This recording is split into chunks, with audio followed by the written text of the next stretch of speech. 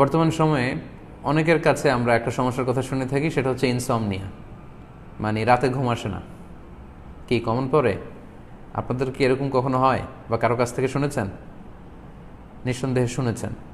আমি অনেকের সাথেই এরকম শুনেছি যে তারা বিগত 5 বছরে 7 বছরে একদিনও রাতে ঘুমাতে পারেনি। তারা দিনে ঘুমায়, অনেক চেষ্টা করেও তারা রাতে ঘুমাতে পারে না, তারা ঘুমায় দিনে। এই রাত জাগা পাখি যারা যাদের রাতে ঘুম হয় না, দিনে ঘুমাতে হয়, এই সমস্যাটাকে ইনসমনিয়া বলে। তো অনেক চেষ্টা করেও কিন্তু তারা রাতে ঘুমাতে পারে না। এর কারণ হচ্ছে ন্যাচারাল হিউম্যান লাইফের যে একটা ফ্লো আছে, এই প্রাকৃতিক অবস্থাকে, আল্লাহর দেয়া এই সুন্দর স্নিগ্ধ স্বাস্থ্যকর প্রাকৃতিক সিস্টেমটাকে তারা ভেঙে ফেলেছে, ব্রেক করে ফেলেছে। ফলে অপ্রাকৃতিক অস্বাভাবিক লাইফস্টাইল জীবনটাই তাদের কাছে এখন প্রাকৃতিক মনে হয়। হ্যাঁ, নিঃসন্দেহে এখন যিনি রাতে ঘুমাতে পারেন না, দিনে ঘুমাতে পারেন, এখন দিনটাই তার জন্য ঘুমের সময়, এটাই তার জন্য প্রাকৃতিক, কারণ সে সাধারণ প্রাকৃতিক সিস্টেমকে ব্রেক করেছে। কিন্তু আল্লাহ তাআলা কিন্তু রাতকে বানিয়েছিলেন ঘুমের জন্য, ওয়াজআলনা লাইলা লিবাসা, আর আমি রাতকে বানিয়েছি নিঝুম নিস্তব্ধ, যাতে তখন তোমরা ঘুমাতে পারো।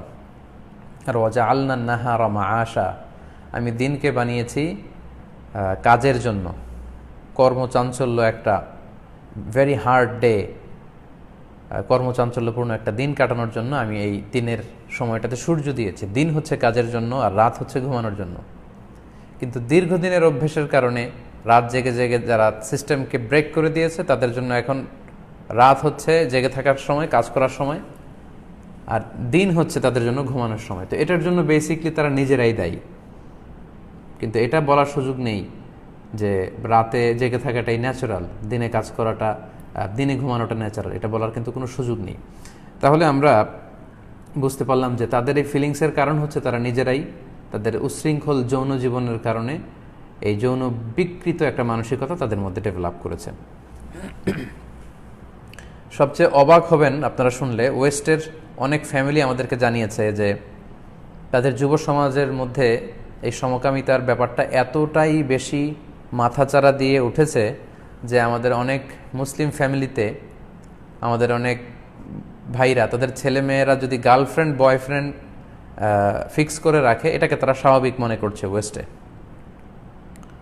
অর্থাৎ তার ছেলেটা একটা মেয়ের সাথে সম্পর্ক রাখে, তার গার্লফ্রেন্ড আছে, তারা মনে করে আলহামদুলিল্লাহ আমার ছেলেটা সেফ, আমার ছেলেটা খুবই ভালো, আল্লাহওয়ালা, কারণ সে একটা মেয়ে বন্ধু রেখেছে, তার মানে সে সমকামিতায় জড়ায়নি। এবার আপনারা নিশ্চয়ই বুঝতে পারছেন যে কতটা ভয়ঙ্কর রূপ ধারণ করেছে সেখানে গার্লফ্রেন্ড রাখা, বয়ফ্রেন্ড রাখা, একটা ছেলে একটা মেয়ের সাথে ভালোবাসার সম্পর্কে থাকা, অ্যাফেয়ারে থাকা, এটা ভেরি সিম্পল তাদের মধ্যে।